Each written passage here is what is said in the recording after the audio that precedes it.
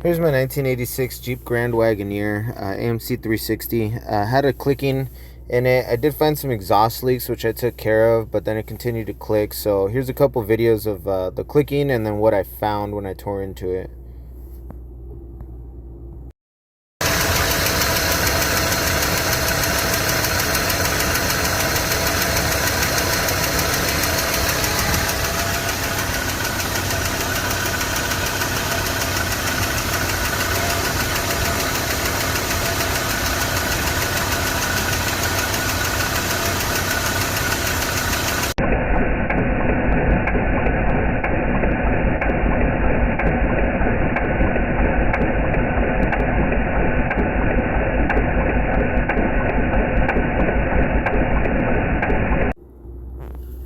So here you can see the rocker arm is loose. I couldn't tighten it down anymore. They're supposed to be torqued down anyways, so that indicated an issue. So I took the intake manifold off.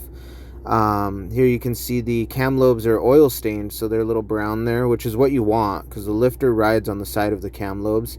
You'll see here's the problem lobe here. It's nice and shiny, which indicates pretty much a flat lifter. I mean a flat cam lobe, and then which is most likely the lifter's bad as well.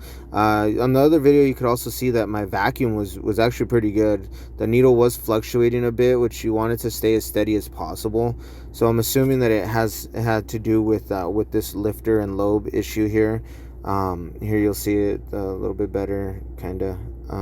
It's nice and flat and shiny, which again is what you don't want. So in the next video here, the next picture, you'll see the lifters themselves. There's a picture of the cam lobe. Again, you want it to be a little oil stained on one side, but here's the lifters. You don't want it to be a bowl like the one on the left hand side. You want it to be more like the one on the right hand side, which is a little convex, so it comes out a little bit, or it's a little flat. There you can tell the one on the left is shorter as well, so it was grinding it down, which was causing the clicking sound. And the clicking would come. It was always there while I was driving, while I was at a stop, while I was idling in park. It was just always clicking away, which was really annoying. Here's the intake manifold off. That's the valley pan there, so that's all the carbon buildup. Next picture you see is going to be the intake manifold. Underneath the intake manifold is more carbon buildup, so clean all that off. And then there's the valley pan out, which doesn't look too bad in there. You can see some carbon buildup around the center ports there, which will show you a closer picture here just a second. There you go. So that's, you can see it's there's carbon buildup right around there, so that's, clean that off. So I went to BJ's. Here's the part number that I got. It's a comp cams cam and lifter kit. It cost me $320. I think it's more expensive now, but I know I've seen all the videos and read all the stuff, and all the forums and everything about bad lifters, bad cams, bad metal, bad machining. I think it came down to like bad machining is what people are having issues with, because they're just pumping these things out, I guess. There's a melling timing kit that I got, but I figured, you know what, I'm gonna just try my luck with a cam and lifter kit. If this kit doesn't work, I'll go with something from Iski Cams, and do there, spend a little bit more money there.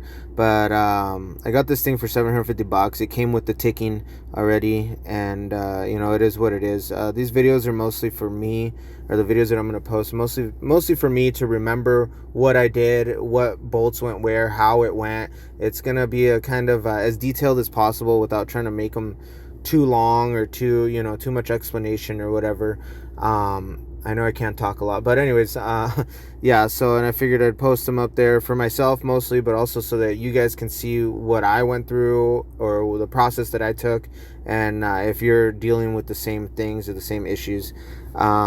So I'm just going to try my luck with this comp cams lifter and cam kit, and I got a new harmonic balancer as well. I'm gonna have to replace the radiator, which I have another used radiator, and I got a new fan and a new water pump. And so I'm gonna go through everything. I'm gonna post everything, each piece that I can, each piece that I replace or remove that I can, each bolt that I take out. So if you guys want to follow along and just see the process that I go through, I'm doing it in my driveway without removing the front clip and without removing the engine. So it's going to be interesting. to say the least. But wish me luck.